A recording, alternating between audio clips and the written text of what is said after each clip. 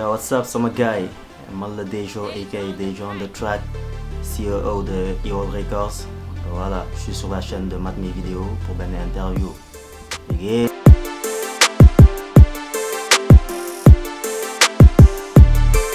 Dejo, Yeah. depuis quand tu as commencé à te beat quoi? Bah, beat, moi, j'ai commencé à ça fait 2 ans et demi, donc on peut dire en 2017. 2017. Donc 2017 là, commencé à faire beat. Donc au départ, bah voilà, moi j'ai commencé mon propre cobaye. Donc je me donne poser sur mes propres prod. Donc dans le rap avant de. Voilà, de mon rap. Ok. Donc je me donne poser sur mes propres prod. Bon, depuis un instant, j'ai commencé à être sollicité par mes copains artistes. Donc petit à petit, ma affaire n'est vraiment de godal. Donc voilà, dans la base. Donc 2017, 2020, ça fait pratiquement 2 ans, presque 3 ans. Voilà, presque 3 ans. Donc durant ces 3 ans là, il y a une son que d'autres quoi, tu es satisfait de ça quoi. Il y a une son, prod de la do, je me dis que je suis satisfait. Bah, je peux me dire que les plus me gagné au départ, il faut que il y a des préférences quand même. Il faut que man mu doon leen loo xam ne gis naa ci sama bopp. donc léegi benn top 3 rek.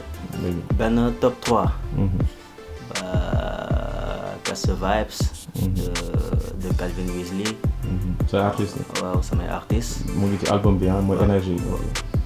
waaw énergie tamit. énergie boo xam ne sama son bi voilà mooy sa son bi. Sérité bi ma job ak Slim G. boobu génn na tamit. waaw boobu génn Loo ci man bi ma job ak Pipoza. waaw mu ngi daw ci chaîne YouTube. voilà mu ngi daw. kon yow yaa liggéey son bi non ça ndaanaan la. mais thank you very much. Il y a de bons retours sur le son. C'est vrai. En tout cas, Pipoza il a de l'énergie, donc voilà déjà.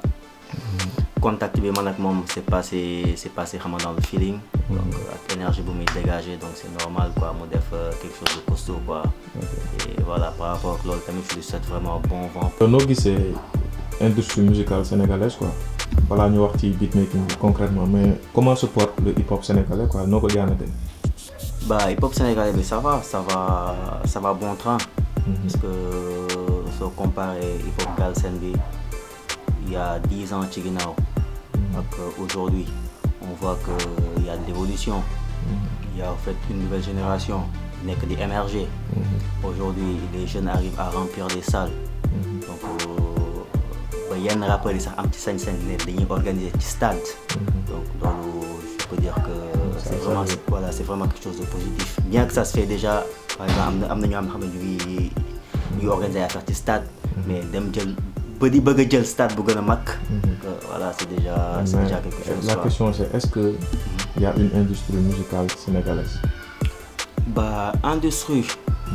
Bon industrie bi des na franchement des na parce que quand on parle d'industrie dañuy wax ne que tous les acteurs yu ci nekk dañ ciy gagner de manière normale. Aujourd'hui par exemple sur les industries musicales sénégalaises, c'est plus qui est di nekk ci kanam. Je peux dire que moom mooy fayeeku le plus. Donc ça profite pas à tout le monde quoi. Voilà, ça ne profite pas à tout le monde parce que dans tout donc domaine. on parle d'industrie, tout le monde doit. Voilà, ku ci nekk. Aujourd'hui par exemple droit d'auteur. ñu ci bëri xamuñu nu muy demee. choix ñu ci bëri xamuñu ne que par exemple su ma produire benn artiste benn prod ñaata laa ci nar a am. Donc voilà yooyu. donc fii genre dañ leen a jaay ma bit nga jaay leen après ñoom ñu moom bit yi am moom droit yi son bi di daw ñu laal seen soda seen revenu yooyu. voilà donc beatmaker du ci am leneen quoi. Bon au Sénégal ñu ci bëri noonu lay demee mais c'est xam nga domaine de beatmaking tamit du ci nekk tamit ci waxtaan la tamit tu vois am na position booy toll boo xamante ni yaa ngi ci position de force. am na benn position boo xam ne booy toll boo tamit yaa ngi ci position de faiblesse. Donc am na niveau bi ngay toll moom xam nga tout va se passer xam nga de manière normale quoi. Donc on a besoin de structurer. Voilà. dafa nar a structuré wu quoi. Déjà le Nigeria ils sont structurés am na industrie on peut dire. parce que ñu ngi liggéey. am na industrie. di am ay disques d'or et dafay tournées européennes et tout ça. Voilà. Donc ñun on a besoin d'être structuré. On a besoin d'être structuré. Ok ñàkkul tamit am na loo xam ne war na la mën a déranger ci rap Galsen quoi. Qu'est-ce qui te dérange en particulier? Bah rap Galsen moi je peux dire c'est sectaire hein. C'est sectaire. maanaam dafa demee boor quoi. Ouais, dafa demee boor franchement parlant. Dafa demee boor. Tu vois aujourd'hui ñi nekk ci yenn niveau yi ñoom ñooy des toujours ci yenn niveau yi donc la relève en souci à émerger. C'est comme si on a peur du nouveau alors que lu bees dafa nar a am tu vois lu bees moom mooy permettre que affaire yi di évoluer donc les choses ont besoin de se recycler. Ok, donc si on prend l'exemple, mën naa intervenir dogguma la. Allez-y. En France par exemple, chaque année il y a un artiste qui va émerger. Kenn mënu ci dara benn wala ñaar wala ñett maximum. Des artistes qui vont émerger. Mais ñi ci gën a fës quoi. Parce que ren mën nañu wax Gambie pour France. Il est devant ay année Kobalade ay Aouzi. Booy dañuy ñëw quoi. Bien que y a des labels là-bas. moo tax ñoo leen gën a push ay def jam et affaire yooyu. Mais chaque année les gens ils font tout ba kenn génn quoi. te fii les labels d'enregistrement yi gën a mag et Buzz Lab et Reptile j'en passe ñoom ils font des efforts mais mën nañ doubler effort yooyu quoi. mais yeneen booy bees yi gën a cartonné quoi. c'est ça sama intervention mais yow waaw. mais loolu c'est une réalité ah. c'est une réalité parce que fii depuis 2 ans 3 ans ñu nekk ci kaw rek ñooñu ngay dégg. pour nga dégg ay nit yu émerger c'est très difficile. yow léegi qu'est-ce que tu vois genre lan la ñu war a def quoi pour loolu changer. Non mais c'est dès qu'on voit des concours de hip-hop comme man ni ma koy defee flow up et tout ça. Ouais, déjà loolu noonu c'est une bonne chose. Mais tamit c'est donner aussi la chance aux jeunes. Choix donner la chance aux jeunes nga gis jeune boo xamante ne am na talent. mu wane talent. may ko l'opportunité xam nga mu wane talent am. parce que ci domaine bi à chacun son rôle quoi. Producteur produire la mën. Tu vois rappeur la mën. Donc aujourd'hui quand tu donnes l'opportunité à un rappeur de s'exprimer su mënee lu muy def et à force de persévérer donc dina am place am. Donc donnons plus de chance aux jeunes loolu c'est important quoi. On lay poser des questions par rapport à des beatmakers yi fi nekk quoi nga wax ma sa point de vue par rapport ak ñoom. Ok donc tu entends parler de Omzo Beat. Ouais, j'entends Omzo Beat. waaw est-ce que xaw nga canaliser genre moom ban style musique lay def quoi on parle dans l'aspect technique. Donc tu penses que lan mooy forum et comment tu le vois déjà quoi. Omzo Beat. Ça va je le trouve comme un beatmaker normal hein. Mais gisoo particularité il est bon parce que daaw moo gagné meilleur beatmaker te yéen a bokk catégorie quoi. Donc su demee ba gagné lool ça veut dire il y a quelque chose en lui. Ouais, il y a quelque chose en lui hein, parce que bon mënoo neex ay nit fekk ne que mënoo dara. je peux dire que loolu moom wax bu yàqu la. Voilà quoi. Mais ci position bu mu toll. nar na mën a gën a def. nar na gën a mën a def quoi voilà toujours plus quoi. Pas toujours se limiter ci li nga nekk. Sa zone de confort. Sa zone de confort il faut toujours proposer plus. Ok donc là c'est bien. Et aussi am na initiative lu tax ma poser la question ci moom. dafa créer benn groupe cartel beatmaker comme ça se fait en France aux États-Unis comme Internet Money aux États-Unis France am na ay boy ndaw yoo xam ne dañu créer seen cartel. ñu nekk ay beatmaker di produire di lekk xam nga di structurer le truc quoi. Comment déjà tu vois l'initiative là. Non mais loolu c'est une bonne chose. bu la doon woo tey est-ce que tu peux rejoindre affaire. Parce que collaboration moom c'est important quoi. Parce que aujourd'hui tu peux prendre 5 beatmakers. ku ci nekk am na forum. Qui par exemple forum ci structure la. Kii forum ci mélodie la. Kii ci forum ci teg kick ak snare est-ce que la partie rythmique. Kii forum mix la. Donc ci production en fait voilà c'est complémentaire am na ñoo xamante ni tamit yàlla mën nañ leen may chance. léegi day jóor yow lan mooy sa fort. man lan mooy sama fort sa fort ak sa particularité. sama particularité mooy après man xam naa am naa sama point de vue après laa la ko mais yow waxal. bon man. selon man li ma nit yi en tout cas retour yi may am en tout cas ci samay proches c'est plus sur le côté mélodique. Tu vois j'arrive vraiment à retranscrire mélodie vocale vraiment en mélodie musicale. loolu j'arrive à le faire yàlla may na ma ko. donc bon je dirais pas yàlla seulement mais avec les recherches tamit yu ma def ci domaine de musique. parce que dans la musique voilà je peux dire que rien n'a été créé quoi. donc yow ça a été créé depuis. yaa jàngal sa bopp. déggu ma. yaa jàngal sa bopp tëgg ou bien. Bon waaw maa jàngal sama bopp. Avec les recherches que je fais sur internet. Donc avec les tutoriels. En 2 ans quoi. Les tutoriels et tout. Ouais, 2 ans de charbon. Ok mais en tout cas man sama point de vue par rapport ak sa particularité. li nga wax aspect mélodique bi on retrouve ça parce que yow tu es toujours xam nga accentué il faut son bi am quoi. Voilà. Parce que loo ci mën bu boy ki ko ça sentir nañ affaire boobu noonu il faut mu am émotion bu muy transmettre.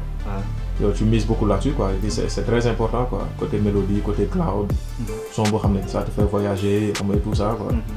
Et aussi, comme 808 lañ koy wé xam am na ben effet bo bëgg ay xam lañ ko wax 808 légui wa 808 tu gères ça bien quoi ouais voilà machallah vraiment am nga sa signature quoi té ku ma play sa beat rek dina xam né yow ya ko teug parce que am nga sa style comme Mike Will made it n'est-ce pas xam nga ko ouais Mike Will am na style beat am na beat yo xam né day jéki say wacc affaire yi yow tu as trouvé ton truc quoi et j'invite les gens ils doivent découvrir un peu ce beat parce que am nga page Instagram voilà chaîne YouTube nous tout de chaîne bi Dejo on the track amna beat yu bari fa nek la majorité c'est gratuit ou bien bah la majorité c'est vraiment gratuit et payant à la fois OK gratuit et payant à la fois genre da ngay jox gratuit gratuit c'est li ngay def pour contacter le après nga liggéey voilà gratuit moi par exemple nga ko jël def ci say freestyle def say tout mais soko bëggee utiliser sous forme de commercial c'est-à-dire que voilà su fekkee ne voilà papier donc ko bëgg monétiser par exemple voilà il faudra venir pour voir au studio quoi le studio se trouve où le studio se trouve ici à la CK Pro 10 donc une fois fii lañu nekk CK Pro 10 donc lien yëpp mu ngi ci suuf c'est Instagram ak affaire yooyu ay cliquer dem ci waaw mun nga ma sax bind des fois xam nga jarul sax déplacement c'est numéro de téléphone joxe ko voilà numéro de téléphone 77 626 17 63 donc je suis joignable aussi sur WhatsApp voilà sur ma bindee message généralement voilà damay tontu ci saa séance su ma ko gisee. OK donc on va écouter quelques produits xam ne yaa ngi koy def pour gars yi am aperçu ci sa liggéey. avec plaisir tourna Mr Dejo waaw li benn beat la dañuy mos rek benn bu ci nekk ñu xool bi 15 secondes rek. Dejo on the track. mooy sa tag ah. nga xamee leen tag bi ah. yeah OK. Evil Record. Yeah man. OK ñu déglu mélodie bi ok let's get it. Yeah.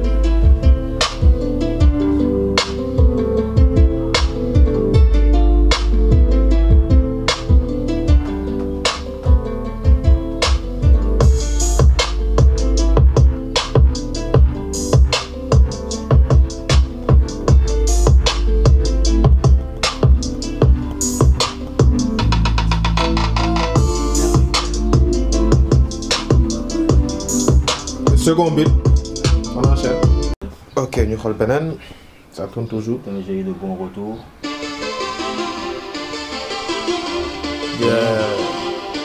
Des lignes usées avec le message. Voilà. Le tag beat là quoi. Tag beat là. Yeah. Non, yeah. Evil Records. Yeah.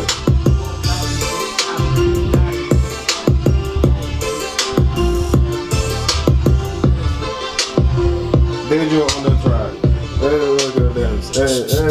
Dance.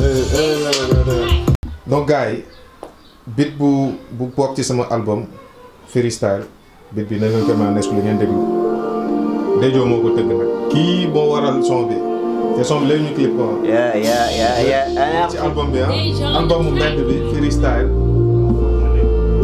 ku bëgg a jëlaat beat bi te rap ci tu appelles ouais obligé son album là quoi.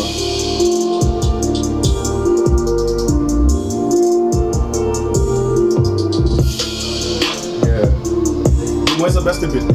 Ah ouais. Mais album ba ko la ci woon tu vois énergie gars yi donc voilà il fallait que tu joxe plus man. C'est cool là. Evil Record, donc tu es le CEO du label. Label bi kañ nga ko créé? Label B, je l'ai créé en 2017. 2017. En 2017. Donc tout a commencé en 2017 déjà. Tout a commencé en 2017. Tu as commencé Sound, tu as commencé à se structurer. Mais avant ça, tu faisais des études? Avant ça, je faisais des études. Est-ce qu'on commence à voir plus? J'ai fait, bon niveau même. J'ai fait des études supérieures. Donc j'ai fait un master de l'Institut African Management. IAM. Ouais, IAM. C'est là-bas que j'ai eu mon master. Donc je l'ai eu en 2015. Quand tu as un master en marketing et tout ça?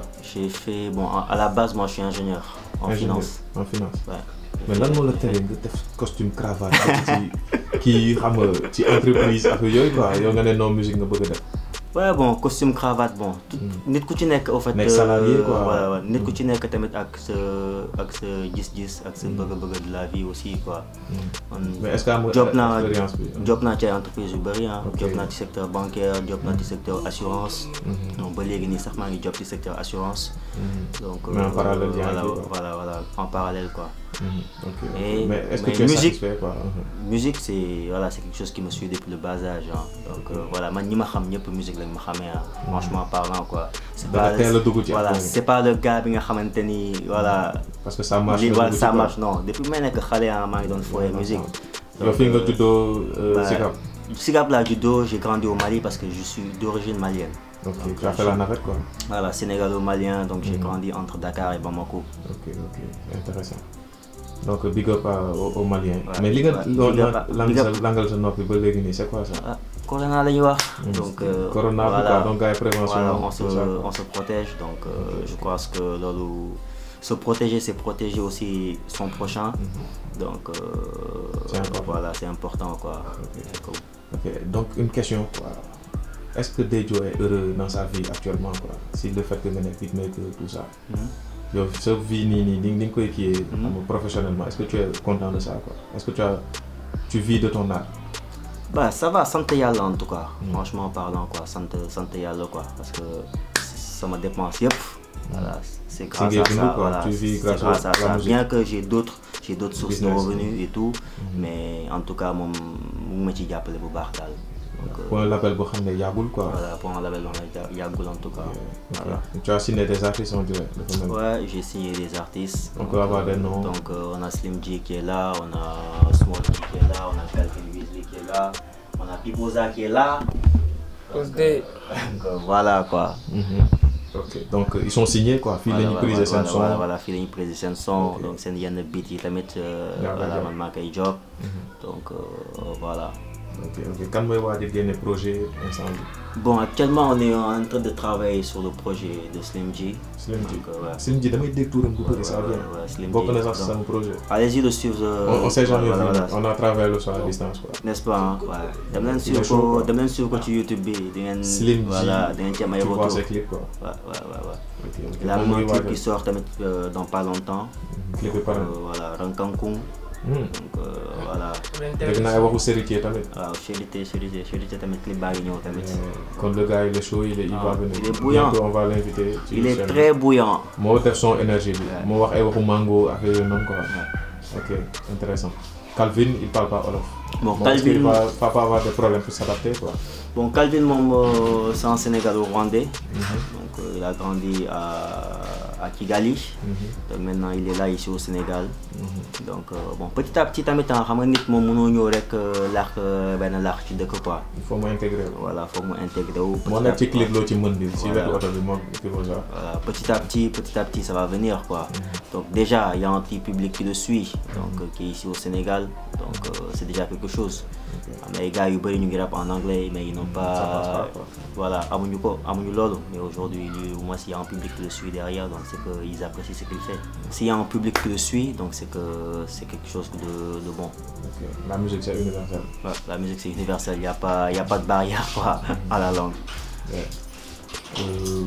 N'est-ce pas jot nga def ay scènes, organiser des concerts et tout comme ça. Waaw, bon tout loolu yëpp ci cadre promo artistes yi nekk ci structure bi ci label bi.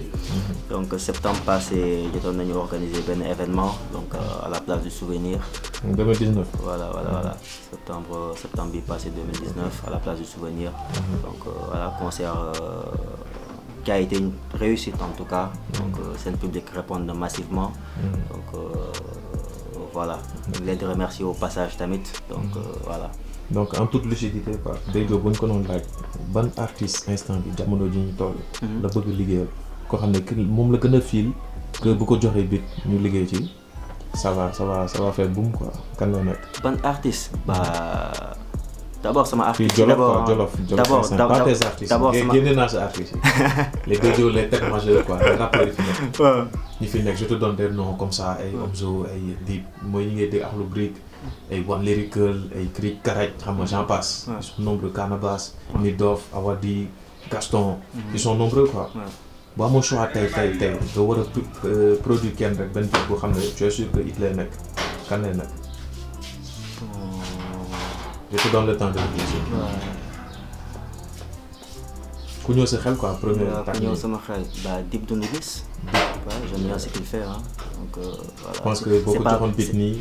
C'est pas parce qu'aujourd'hui voilà, c'est quelqu'un qui a la tête qui est au top et tout. Non, déjà j'aime bien ce qu'il fait quoi. Mais Dip ban style bit moo ko gën a kii bit bu sombre lañ ko xamee quoi. Mais est-ce que tu peux l'envoyer ci beneen direction?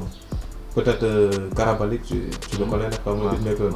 Il arrive à lui faire des beats comme ay Président Dundal ay IS 814 ñu koy defal ay yeneen beat ay Lu Bandi Indro. Yow tu penses que ban genre beat nga ko mën a yóbbu xam nga mu nekk affaire bu grave? Dip moom il a quelque chose boo xam ne il est sur du mélancolique et du joyeux.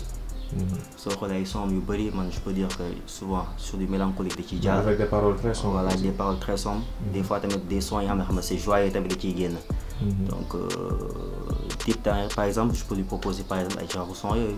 Est-ce que am na benn beat boo xam ne t'es sûr que beat dina ko kiffé plaire ñu ko ci sa banque son. sa banque de son. waaw benn beat boo mën a sànni pour Dip nii par hasard. léegi nii. waaw waaw. gars buñ ko validé ci commentaire bi fexe ba vidéo bi dem Dip rap ci son bi.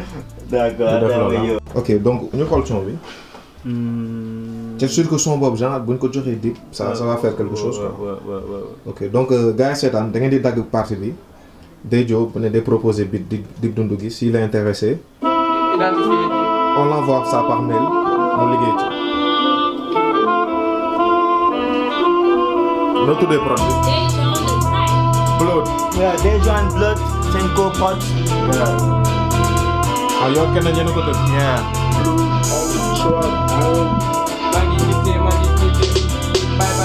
bye.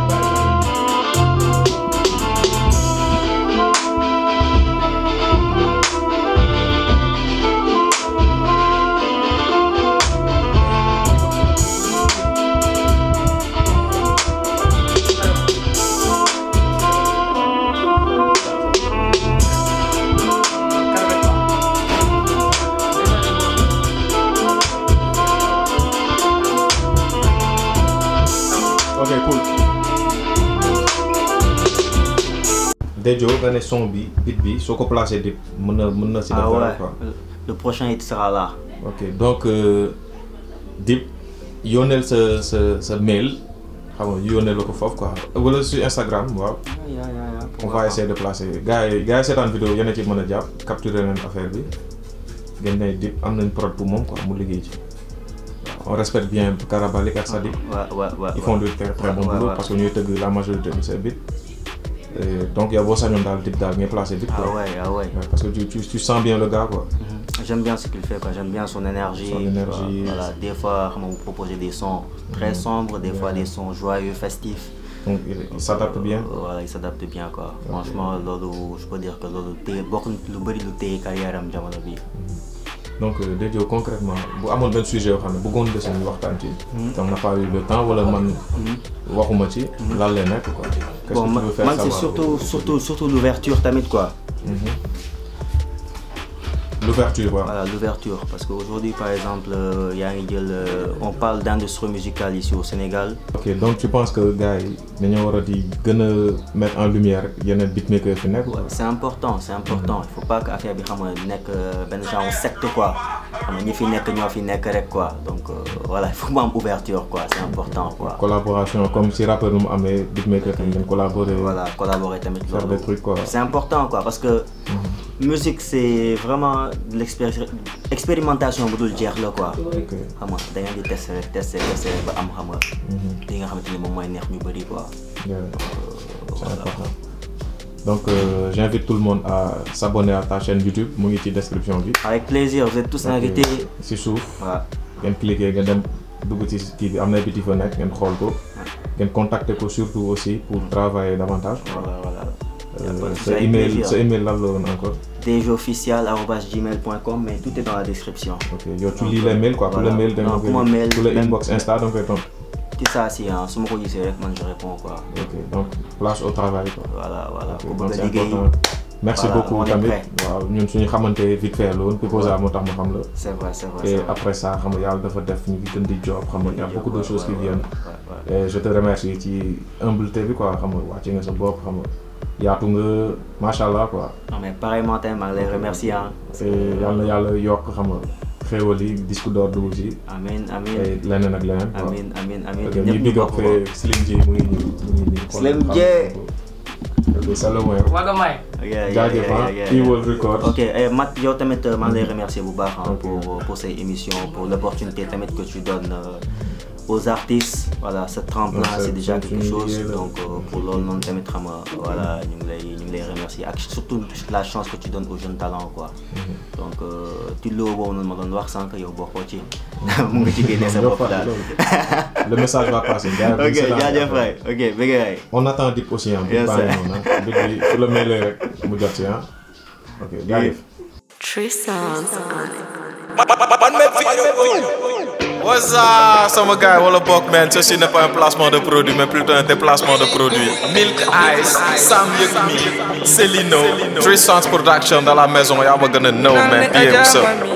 Nako Sechin, Aja Ami Mami, Pusa Fulda amul patisse. Manal ni Mami Aja Ami, Pusa Fulda amul patisse. Manal ni Aja Ami Mami, Pusa Fulda amul patisse.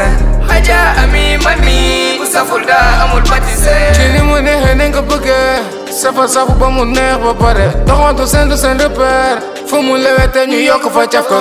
Gañ na la masa, si kala la mu yena indi na masa.